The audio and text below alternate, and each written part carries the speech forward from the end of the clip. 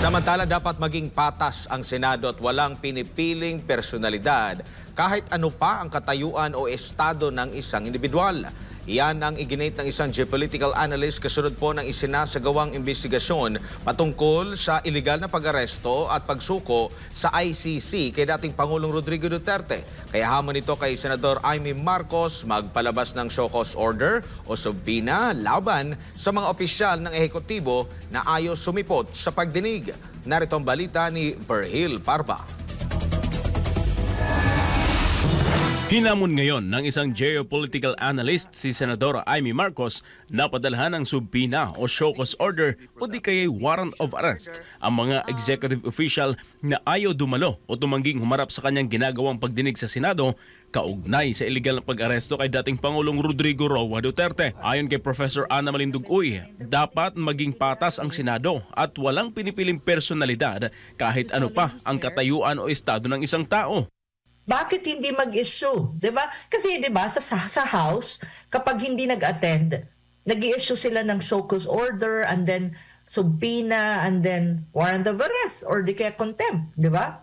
Bakit hindi gawin ng Senado 'yan, 'di ba? Fair play dapat tayo. Kung kaya nilang gawin sa ordinaryong mamamayang Pilipino, tulad ng mga vloggers at saka iba pang nasasangkot sa mga congressional hearing na kapag hindi sumagot or hindi pumunta or hindi ka sumasagot actually sa question, kinokontempt ka. Bakit sa Senado, hindi nila kayang gawin? I mean, I'm challenging the Senator Amy and the whole Senate.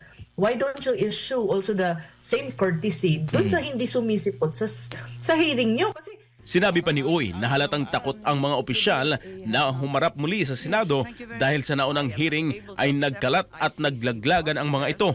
Kasi takot sila. Kasi 'di ba, the first hearing ni Senator Amy, nakita naman natin kung paano nagkalat ang executive level. I mean, that's really the word. Nagkalat, naglaglagan, na very obvious na nagsisinungaling ang bawat isa at ini-invoke nila yung executive privilege na ayun nga, na it's an executive privilege tapos nag-iiba-iba yung kanilang mga statement. So, makikita natin sa first hearing na very obvious na, alam mo yun, na may something wrong dun sa nangyari at talagang wrong ang nangyari na pag-aresto at pagkakadala sa dahig ng ating former president. So, Dagdag pa ng propesor na kung walang tinatago o kung nagsasabi man ng katotohanan ang mga opisyal ay dapat lamang na lumantad ang mga ito upang ipagtanggol ang kanilang mga sarili at bigyang linaw ang kanilang ginagawang pagpapaaresto at pagsuko kay dating Pangulong Rodrigo Duterte sa International Criminal Court o ICC sa The Hague, Netherlands. Ngunit para kay Attorney Salvador Panelo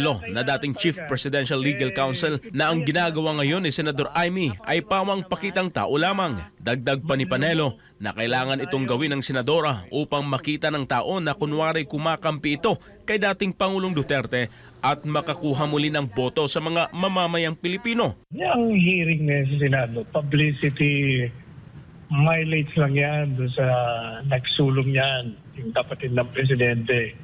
Kasi kailangan niya talaga yan dahil bumagsak na siya sa survey.